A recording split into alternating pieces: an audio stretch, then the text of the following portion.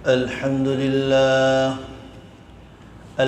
لله نحمده ونستعينه ونستغفره ونعوذ بالله من شرور أنفسنا ومن سيئات أعمالنا من يهده الله فلا مضل له ومن يضلله فلا هادي له ونشهد أن لا إله إلا الله وحده لا شريك له ونشهد أن محمدا عبده ورسوله আল্লাহ নবী সাল্লাল্লাহু আলাইহি সাল্লাম এর এক সাহাবী আবু ফিরাস আসলামী তিনি বলেন নাদা রজুলুন ইয়া রাসূলুল্লাহ, এক ব্যক্তি নবী সাল্লাল্লাহু আলাইহি ওয়াসাল্লামকে ডাক দিলেন। নাদা রজুলুন ইয়া রাসূলুল্লাহ, এক ব্যক্তি নবী সাল্লাল্লাহু আলাইহি ওয়াসাল্লামকে ডাক দিলেন। তো ডাক দেওয়ার পরে নবী সাল্লাল্লাহু আলাইহি ওয়াসাল্লাম যখন তার দিকে ফিরলেন, সে নবী সাল্লাল্লাহু আলাইহি ওয়াসাল্লামকে জিজ্ঞাসা করলো মাল ঈমান, আল্লাহর নবী ঈমান কি জিনিস? তো নবী সাল্লাল্লাহু আলাইহি ওয়াসাল্লাম উত্তর দিলেন কল আল ঈমান আল ইখলাস, ঈমান হইল ইখলাস, ঈমানই ইখলাস। অর্থাৎ ঈমান, যে ব্যক্তি আল্লাহর উপর ঈমান আনে তার প্রত্যেকটা কাজ হয় আল্লাহর সন্তুষ্টির জন্য। যে ব্যক্তি আল্লাহর উপর ঈমান আনে তার প্রত্যেকটা কাজ কার সন্তুষ্টির জন্য হয়? আল্লাহর সন্তুষ্টির জন্য হয়, আল্লাহর রেজামন্দির জন্য হয়। তার লক্ষ্য থাকে আল্লাহর সন্তুষ্টি। আল্লাহ তাআলা পবিত্র কোরআন মাজিদের এক আয়াতের মধ্যে বলেন, কুল, হে নবী আপনি বলেন, ইন্না সলাতি ওয়া নুসুকি ওয়া মাহইয়ায়া ওয়া মামাতি লিল্লাহি রাব্বিল আলামিন, নিশ্চয় আমার নামাজ, আমার কোরবানি, আমার জীবন, আমার মরণ এগুলো একমাত্র আল্লাহর জন্য। তা আমার নামাজ, আমি নামাজ পড়তেছি, সালাত আদায় করতেছি কার সন্তুষ্টির জন্য? তো নিয়ত থাকবে হলে আল্লাহর সন্তুষ্টি। নিয়ত কি থাকবে? আল্লাহর সন্তুষ্টি। কোরবানি করব কার সন্তুষ্টির জন্য? আল্লাহর সন্তুষ্টি। হজ আদায় করলে, হজ করব তো কার সন্তুষ্টির জন্য? মানুষ বলবে বয়স হয়ে গেছে, অর্থ সম্পদও আছে, তুমি এখনো হজ করো না। তো এই যে নিয়ত, মানুষ বলে অর্থ সম্পদ আছে, এই ঘুরানো, এই সমস্ত কথাবার্তার কারণে যদি কেউ করে তো তার হজ কি আল্লাহ সন্তুষ্টির জন্য হবে? অর্থ সম্পদ আছে, তুমি কোরবানি করো না, তো মানুষ ঈদের দিন বলবে আরে তুমি কোরবানি করো না, তো মানুষকে দেখানোর জন্য সে করলো। তো এটা তার নিয়ত শুদ্ধ ছিল না। আল্লাহ নবী সাল্লাল্লাহু আলাইহি ওয়াসাল্লাম এক সাহাবী আবু কাবশা আল আনমারি, তিনি বলেন নবী সাল্লাল্লাহু আলাইহি ওয়াসাল্লাম আমাদের সামনে একটা হাদিস শুনাইলেন। তো নবী সাল্লাল্লাহু আলাইহি ওয়াসাল্লাম যখন হাদিস শোনাচ্ছেন তিনি বলতেছেন সালাসাতুন উকসিমু আলাইহিন্না ওয়া উহাদ্দিসুকুম হাদিসান ফাহফাযুহু, তোমাদের সামনে আমি তিনটা জিনিসের কসম করে বলবো, তিনটা জিনিসের ব্যাপারে কসম করব, আর একটা হাদিস তোমাদেরকে শোনাবো, যে হাদিসটা তোমরা সবাই মুখস্থ করো। কয় জিনিস? প্রথম বলতেছে যে তিনটা জিনিসের ব্যাপারে আমি কসম করব, আর এরপরে সুম্মা উহাদ্দিসুকুম হাদিসান ফাহফাযু, এরপরে আরেকটা হাদিস শোনাবো, যে হাদিসটা তোমরা সবাই মুখস্থ করো। তো নবী সাল্লাল্লাহু আলাইহি ওয়াসাল্লাম ওই হাদিসটা সাহাবায়ে কেরামকে মুখস্থ করাইছিলেন। আমরাও মুখস্থ করবো তো ইনশাআল্লাহ, নিয়ত আছে ইনশাআল্লাহ, আমরাও মুখস্থ করব। তো নবী সাল্লাল্লাহু আলাইহি ওয়াসাল্লাম প্রথম তিনটা জিনিসের কসম করেছেন। সালাসাতুন উকসিমু আলাইহিন্না, তিন জিনিসের ব্যাপারে নবী সাল্লাল্লাহু আলাইহি ওয়াসাল্লাম কসম করে বলেন। তিনটা জিনিস কি কি? মা নাকাসা মালু আবদিন মিন সাদাকাতিন, কোনো বান্দার সম্পদ সদকার মাধ্যমে কমে না। আল্লাহর কসম করে নবী সাল্লাল্লাহু আলাইহি ওয়াসাল্লাম বলতেছে যে কোনো বান্দা সে সদকা যদি করে, আল্লাহর রাস্তায় খরচ করে, এর মাধ্যমে তার সম্পদ করে না। এক নাম্বার। নাম্বার 2, নবী সাল্লাল্লাহু আলাইহি ওয়াসাল্লাম যেটা কসম করে বলেছেন, ওয়ালা যুলিমা আবদুন মাজলামাতান ফাসাবারা আলাইহা ইল্লা জাদাহুল্লাহু ইজ্জা। কোনো বান্দাকে আল্লাহ তাআলা, কোনো বান্দা তার উপরে জুলুম করা হয়, কোনো বান্দার উপরে জুলুম করা হয়, অত্যাচার করা হয়, অতঃপর সে ওই বান্দা এই অত্যাচারের উপরে, এই জুলুমের উপরে সে সবর করে, জাদাহুল্লাহু ইজ্জা, আল্লাহ তাআলা ওই বান্দার সম্মান বাড়িয়ে দেয়। আল্লাহ তাআলা ওই বান্দার সম্মান বাড়িয়ে দেয়। ইমামে আজম আবু হানিফা রহিমাহুল্লাহ, ওনাকে জালেম বাদশাহ অনেক কষ্ট দিয়েছে, সম্মান আল্লাহ তাআলা বাড়িয়ে দিয়েছে। 1200 বছর আগে তিনি দুনিয়া থেকে চলে গিয়েছেন। 1350 বছর আগে, 150 হিজরিতে তিনি দুনিয়া থেকে চলে গিয়েছেন। কিন্তু এখনও তিনার নাম যখন নেওয়া হয়, সাথে রহিমাহুল্লাহ এবং সম্মানের সাথে নাম নেওয়া হয়। কেন? তিনার উপরে জালেম বাদশা জুলুম করেছে, তিনি ওই জুলুমের উপর সবর করেছে, আপোষ করে নাই। আল্লাহ তাআলা তার সম্মানকে বাড়িয়ে দিয়েছে। এখন পর্যন্ত যেই তার নাম নেয় রহিমাহুল্লাহ, যদি পাগল টাগল তার নাম শুনে গালাগালি করে তো সেটা ভিন্ন জিনিস। তো নবীকে গালাগালি করে এই জমানায় মানুষ আছে কিনা? আছে না? তো একজন ইমামে আজম আবু হানিফা রহিমাহুল্লাহ, তিনাকে যদি কেউ গালাগালি করে, এটা হলো এগুলো হলো বাতিল মাল, এরা না বুঝে গালাগালি করে। ইমামে আহমদ ইবনে হাম্বল রহিমাহুল্লাহ, তিনার এক কিতাব আছে মুসনাদে আহমদ, বলতে যতটুকু সময় লাগছে, এই কিতাবের খণ্ডগুলো যদি আমি মুখ দিয়ে বলতে থাকি, এক একটা খণ্ড শুধু 56 খণ্ড। ওনার এই কিতাব, যে হাদিসের কিতাব লিখেছে, কত খণ্ডে? 56 খণ্ডের। 1 থেকে 56 গুনতে সময় লাগবে কতক্ষণ? তার নামটা তো বলে ফেলছি তাড়াতাড়ি। তো এই যে তিনিও জালেম বাদশার নির্যাতনের শিকার হয়েছে, আল্লাহ তাআলা তিনাকে দামি করে দিয়েছে। তো যেটা বললাম, কোনো বান্দাকে যখন জুলুম করা হয় আর সে এই জুলুমের উপরে সবর করে, আল্লাহ তাআলা তার সম্মানকে বাড়িয়ে দেয়। এটার উপরে নবী সাল্লাল্লাহু আলাইহি ওয়াসাল্লাম কসম করেছে। তৃতীয় নাম্বার, নবী সাল্লাল্লাহু আলাইহি ওয়াসাল্লাম বলেন, ওয়ালা ফাতাহা আবদুন বাবা মাসআলাতিন ইল্লা ফাতাহাল্লাহু আলাইহি বাবা ফাকরিন। কোনো বান্দা মানুষের কাছে চাওয়ার রাস্তাকে খোলে। কার কাছে?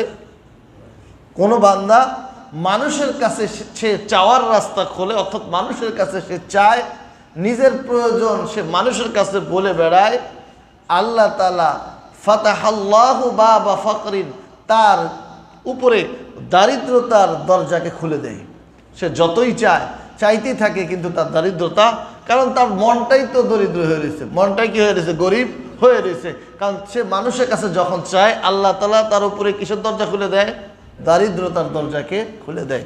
এই 3টা জিনিসের ব্যাপারে নবী সাল্লাল্লাহু আলাইহি ওয়াসাল্লাম কসম করেছেন। এইবার এরপরে নবী সাল্লাল্লাহু আলাইহি ওয়াসাল্লাম একটা হাদিস শুনাইছে, সুম্মা উহাদ্দিসুকুম হাদিসান ফাহফাজুহু।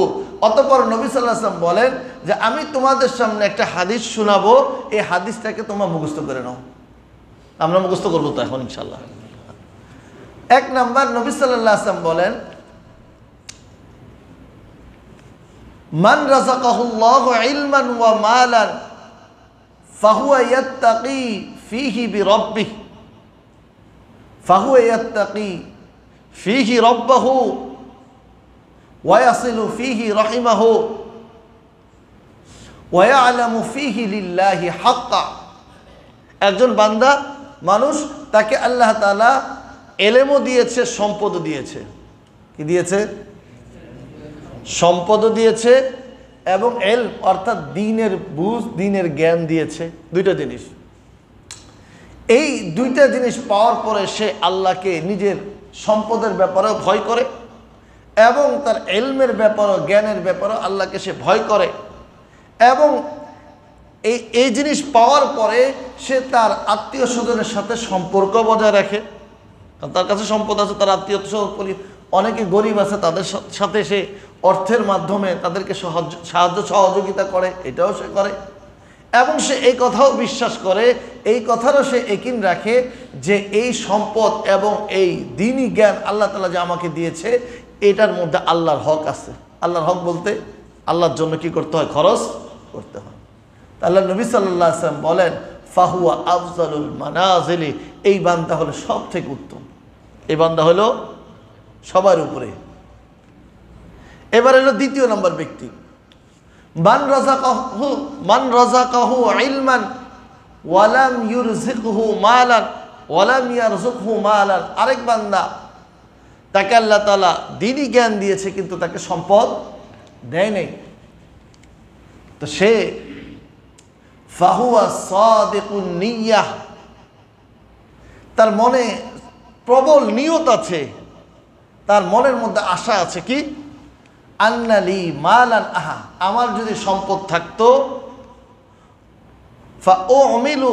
ফাআমিলু বিআমালি ফুলানিন, আমি অমুকের মতো আমল করতাম। অর্থাৎ প্রথম ব্যক্তি যার সম্পদ আছে, সম্পদের সে আমল করে। হজ সবাই করতে পারে, যার অর্থ আছে সে তার উপরে ফরজ।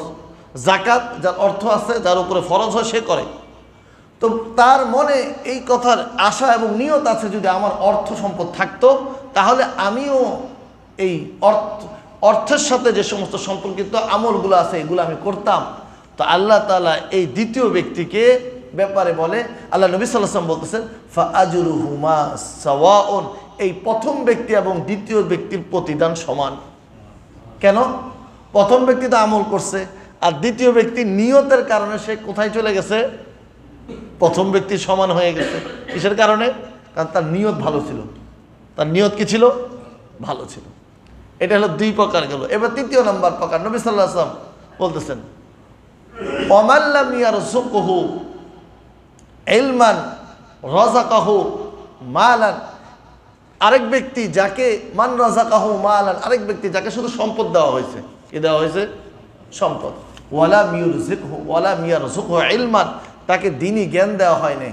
এখন এই ব্যক্তি ফাহুয়া ইয়াখবিতু ফিহি রাব্বাহ, এই ব্যক্তি এই অর্থের মাধ্যমে আল্লাহর অসন্তুষ্টি অর্জন করে। এই অর্থের মাধ্যমে সে কাকে অসন্তুষ্ট করে? আল্লাহকে অসন্তুষ্ট করে। ওয়ালা ইয়াসিলু ফিহি রাহিমা, সে অর্থের মাধ্যমে তার আত্মীয় স্বজনদের সাথে তাদের সাহায্য সহযোগিতা করে, তাদের সাথে সম্পর্ক রাখে না। ওয়ালা ইয়ালামু লিল্লাহি হাক্কাহ, আর সে এই অর্থের ব্যাপারে সে এটাও জানে না যে আল্লাহর এখানে কি আছে? হক আছে। অর্থাৎ সে অর্থনৈতিক ইবাদত কিছুই করে না। এক নাম্বার, আল্লাহর হক যে আছে সেটাও করে না, আত্মীয় স্বজন হক যে আছে এটাও সে করে না, আর এই অর্থের মাধ্যমে সে আল্লাহর অসন্তুষ্টি কামাই করে। তো এই ব্যক্তির ব্যাপারে আল্লাহ নবী সাল্লাল্লাহু আলাইহি ওয়াসাল্লাম বলেন, ফাহুয়া আখবাসুল মানাজিলি, এই ব্যক্তি সব থেকে নিকৃষ্ট স্থানে। এই ব্যক্তি সব থেকে নিকৃষ্ট স্থানে। কতজন গেল? তিনজন। এবার চতুর্থ নাম্বার ব্যাপার নবী সাল্লাল্লাহু আলাইহি ওয়াসাল্লাম বলতেছেন, ওয়ালাম ওমাল্লাম ইয়ারযুকহু মালান ওয়া ইলমান, যে ব্যক্তিকে অর্থ দেওয়া হয় নাই, আবার ওই ব্যক্তিকে দ্বীনি জ্ঞানও দেওয়া হয় নাই, সে এলেমও পায় নাই, আবার অর্থও পায় নাই। এখন এই ব্যক্তির অবস্থা, এই ব্যক্তি সে মনে মনে আশা করে, ফায়াকুলু লাউ আন্নালি মালান ফাআমালু বিফুলানিন, আরে আমার কাছে যদি সম্পদ থাকতো, ফাহুয়া ইয়াকুলু বিনিয়াতিহি, সে তার মনে মনে নিয়তের মধ্যে এই কথা বলতে থাকে, আমার যদি অর্থ থাকতো আমি ওই তৃতীয় ব্যক্তি, অর্থাৎ এই অর্থের মাধ্যমে গুনাহ যে কামাচ্ছে, আল্লাহর অসন্তুষ্ট যে কামাচ্ছে, এই ব্যক্তির মতো আমি এই সমস্ত কাজ করতাম।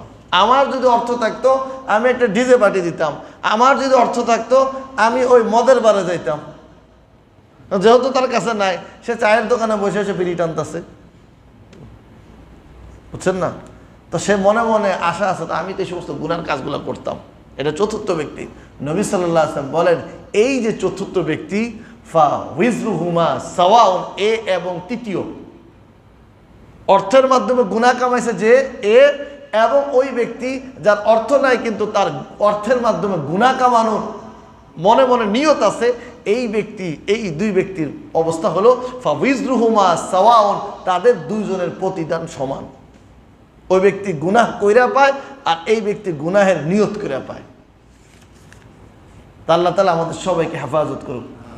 তো এই 4 প্রকার ব্যক্তিকে ব্যাপারে নবী সাল্লাল্লাহু আলাইহি ওয়াসাল্লাম সাহাবায়ে কেরামকে মুখস্থ করাইছে যে তোমরা এই হাদিসটা মুখস্থ করো। তা আমরাও চেষ্টা করব এই কথাটা আমরা আমাদের ঘরে যাইয়া পৌঁছাবো তো ইনশাআল্লাহ। নিজে শুনলাম বাস, এরপরে বাস ভুলে গেলাম না, নিজে শুনবো, অপর ভাইকে পৌঁছাবো। পরিবার আমার সর্বপ্রথম, আমার পরিবার হলো তাদেরকে প্রথম পৌঁছানো দরকার। তো নামাজ পড়ে যখন ঘরে যাব তাদেরকে একটা হাদিস শোনাবো, বাচ্চাদেরকে একটা হাদিস শোনাবো, শোনো আজকে এইটা শুনছি আমি, শোনাবো তো ইনশাআল্লাহ।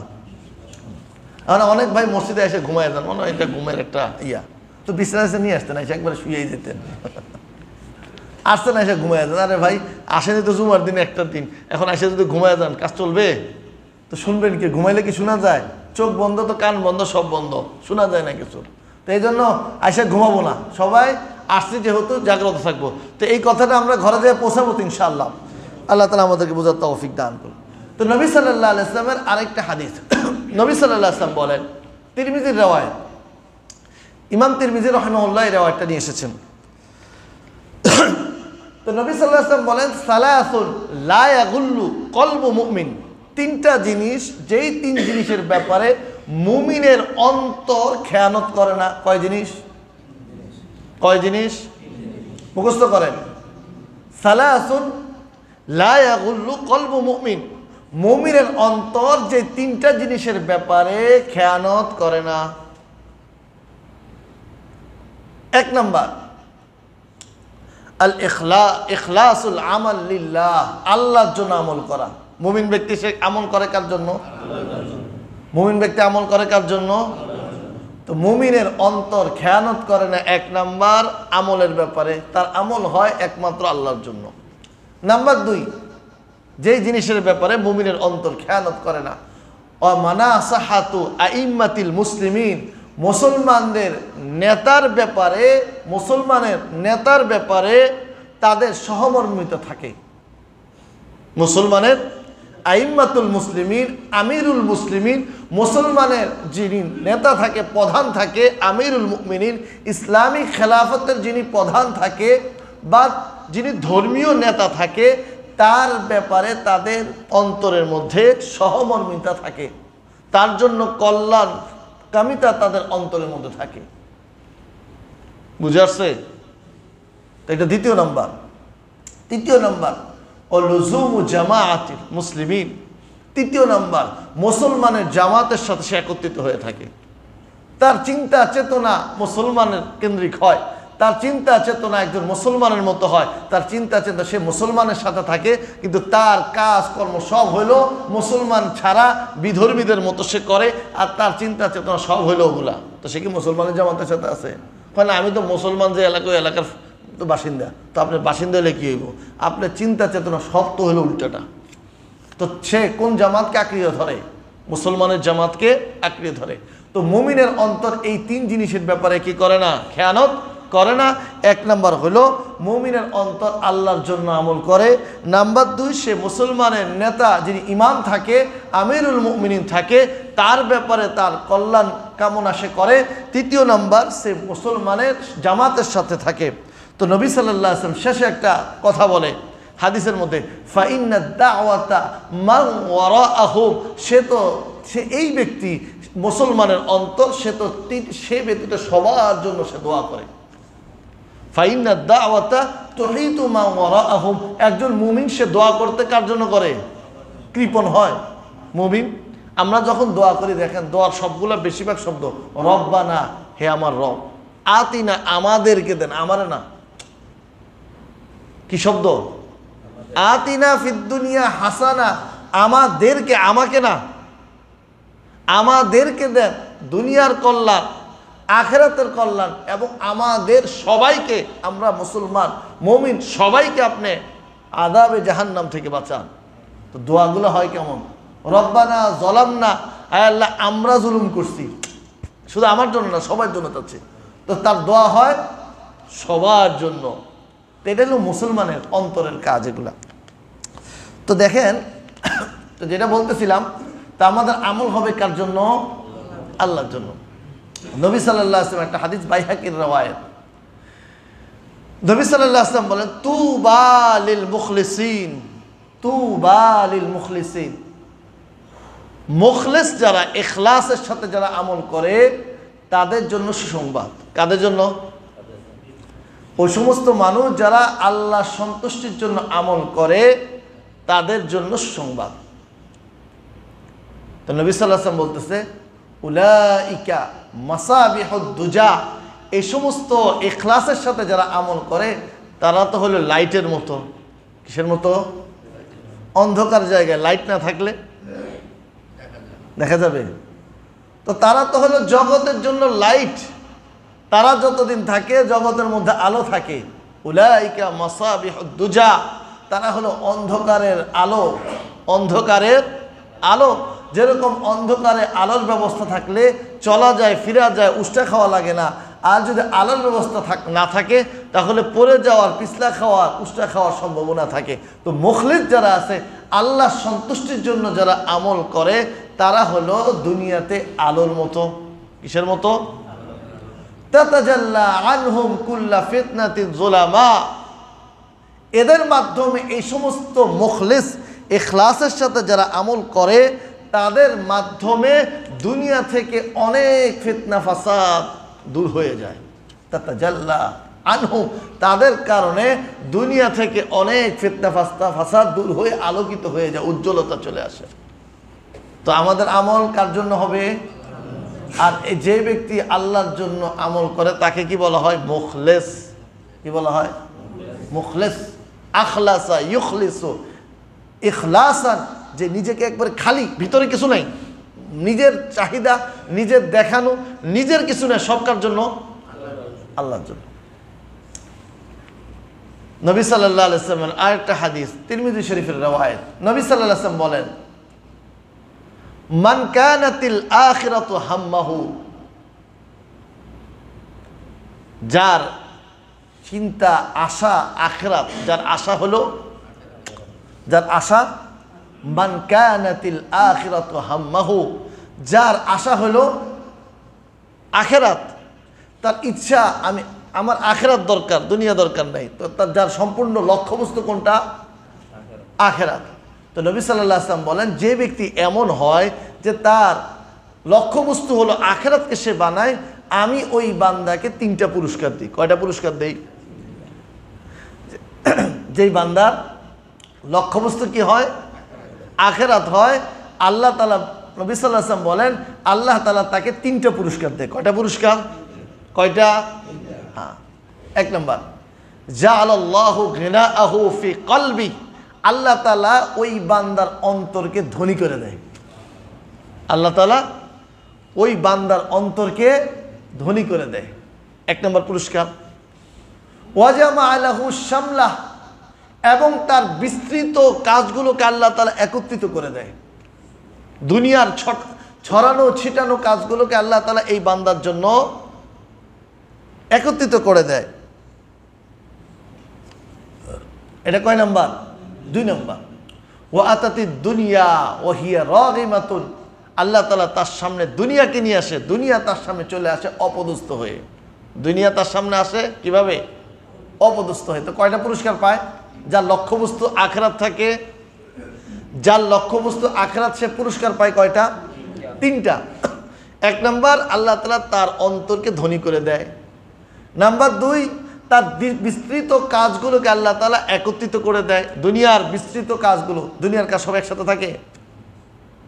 একটা কাজ হলো ইসিবি, আরেকটা কাজ হলো গুলিস্তান, আরেকটা কাজ হলো রাজশাহী, আরেকটা কাজ হলো বাংলাদেশের বাইরে। এমনই তো,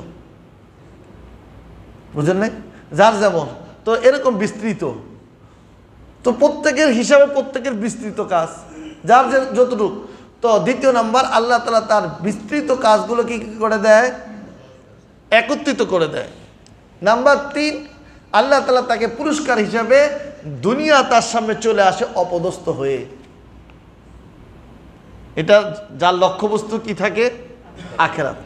ওয়ামান কানাতিদ দুনিয়া হাম্মাহু, আর যার লক্ষ্যবস্তু থাকে দুনিয়া, সকালে ঘুম থেকে উঠা ফোন দিল, কয় কি অবস্থা, দোকানের মাল ঢুকাইছো? আরে সকালে উঠছো ঘুম থেকে, 1 নাম্বার ঘুম থেকে উঠে যাও, ফজর নামাজ পড়ো, কোরআন তেলাওয়াত করো, এরপরে যা দুনিয়ার কাজ শুরু করো। সকালবেলা ঘুম থেকে উঠে প্রথম কাজ কি? নামাজ পড়া, ফজর নামাজ পড়া। আর যদি রাতে উঠতে পারে তাহাজ্জুদ পড়া, তো তার প্রথম কাজ ছিল ইবাদত, আল্লাহকে সন্তুষ্ট করা। কিন্তু সে ঘুম থেকে উঠে কয়, এই মাল কি গোডাউনে রাখছো, মাল কি সবগুলো আসছে? তো তার সকাল প্রথম কাজ হইল কি? তো তার বাকি দিনটা কি যাইব? আখিরাতের মতো যাইব। ওয়ামান কানাতিদ দুনিয়া হাম্মাহু, যার লক্ষ্যবস্তু থাকে দুনিয়া। দেখেন আমাদের সমাজের মধ্যে মাঝখানে একটা কথা চলে আসছে। আল্লাহ নবী সাল্লাল্লাহু আলাইহি ওয়াসাল্লাম একটা হাদিস আছে, আল্লাহুম্মা বারিক ফি বুকুরি উম্মতিহা, আয় আল্লাহ আমার উম্মতের সকালকে আপনি বরকতময় করেন। কখন? সকাল। তো সকালের ব্যাপারে নবী সাল্লাল্লাহু আলাইহি ওয়াসাল্লাম এবং সাহাবায়ে কেরাম সবাই, নবী সাল্লাল্লাহু আলাইহি ওয়াসাল্লাম কোনো বাহিরে দল পাঠাইতে হইলে তারা সকালে বাইর হইতো। ব্যবসায়িক কোনো কাফেলাও যদি বাইর হইতো, দল বাইর হইতো, তারা কখন বাইর হইতো? সকালে। আমাদের গ্রামগঞ্জে আমরা মনে আছে, আপনারা আমার থেকে যারা বয়স্ক আরও বেশি, তারা আরও ভালো দেখছেন, এগুলা বাজার বসতো কখন? সকাল সকাল অনেক বাজার বসতো।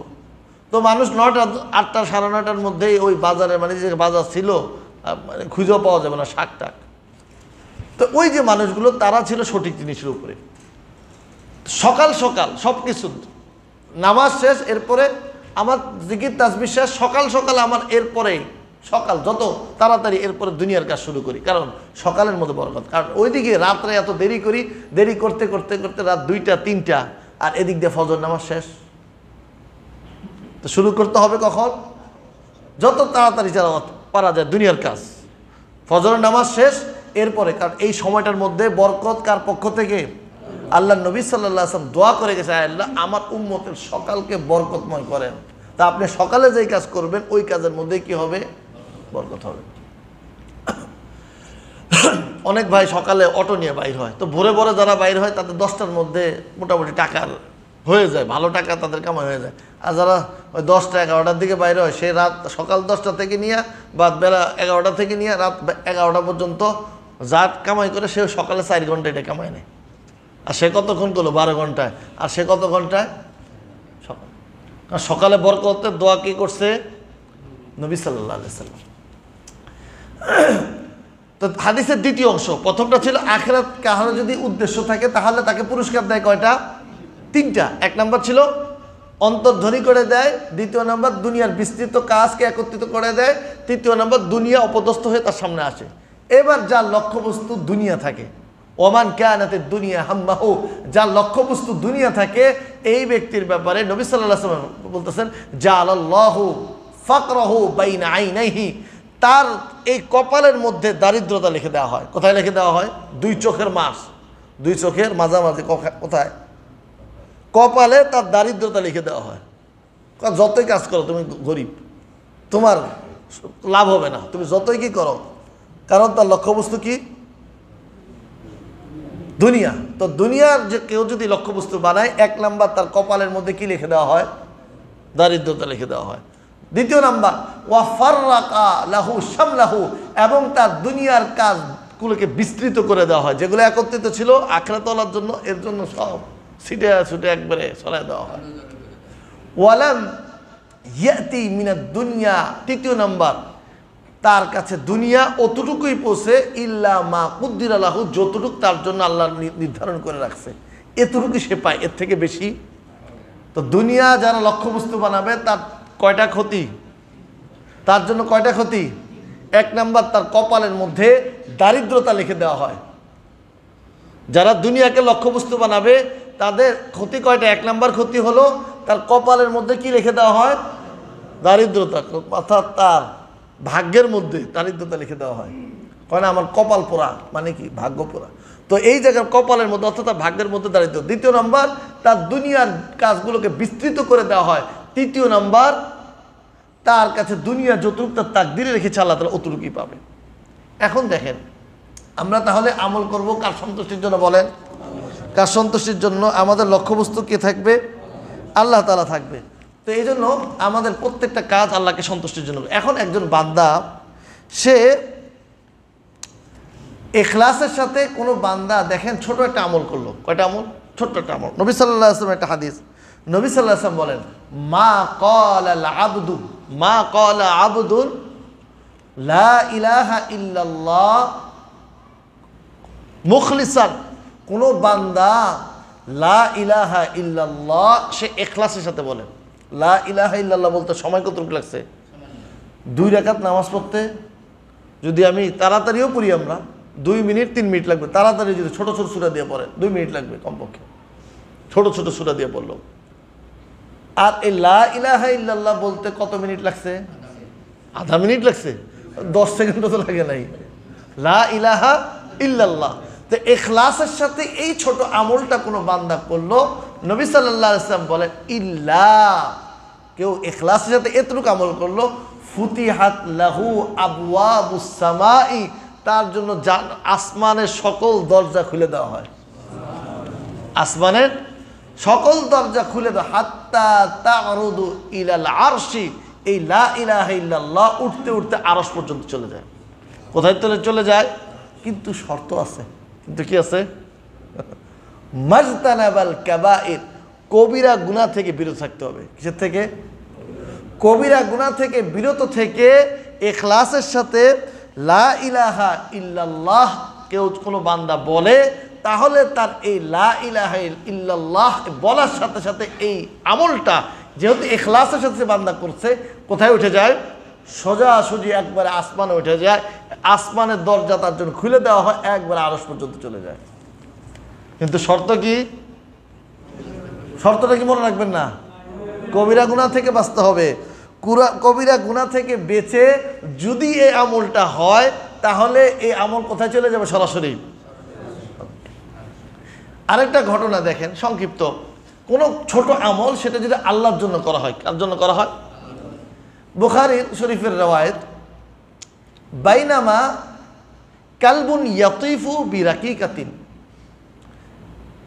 ইয়াকতুলুহুল আতাসু, একটা কুকুর সে তৃষ্ণার কারণে এক কূপের পাশে ঘোরাঘুরি করতেছে, তৃষ্ণার কারণে। এমন অবস্থা যে এই তৃষ্ণার কারণে এই কুকুরটা মারা যাবে। এই কুকুরটা কি হবে? মারা যাবে। ইদ রাআতহু বাগিয়ুম মিন বাগায়া বনি ইসরাইল, বনি ইসরায়েলের একজন বেবিচারিণী মহিলা এই কুকুরটাকে দেখলো। দেখার পরে সে ফাফাতাহা মুকাহা, সে তার পায়ের মোজা খুললো। আমাদের মোজা না, চামড়ার মোজা। কিসের মোজা? মনে চামড়ার মোজার মধ্যে কি নেওয়া যায়? পানি নেওয়া যায়। আমরা তো কাপড়ের মোজা পরি, তো চামড়ার মোজা যেগুলো আছে এগুলাতে কি নেওয়া যায়? পানি ইচ্ছা করলে নেওয়া যায়। তো ওই মহিলা, যে ব্যভিচারিণী মহিলা, সে তার পায়ের মোজাটা খুলে সে কূপ থেকে পানি উঠায়া ওই কুকুরকে পানি পান করাইছে। আমলটা কি ছিল? একবারে ছোট। আল্লাহ তাআলা এই মহিলাকে ইল্লা গুফিরা লাহা, আল্লাহ তাআলা এই একটা ছোট আমল, শুধু সে কাকে পানি পান করাইছে? কুকুর, পাক জিনিস, পবিত্র। হ্যাঁ, কুকুরের লালা যে জায়গায় লাগবে ওই জায়গাতে ধুইতে হবে। একবার ধুলেও চলবে না, কয়বার ধুইতে হবে? কমপক্ষে 3 বার ধুইতে হবে। 7 বারের কথা বললেন না, কয়বার ধুইতে হবে? ওইটা হাদিসের ব্যাখ্যা আরেক দিকে যাইব গা। কয়বার ধুইতে হবে? 3 বার ধুইতে হবে। তো নাপাক কত?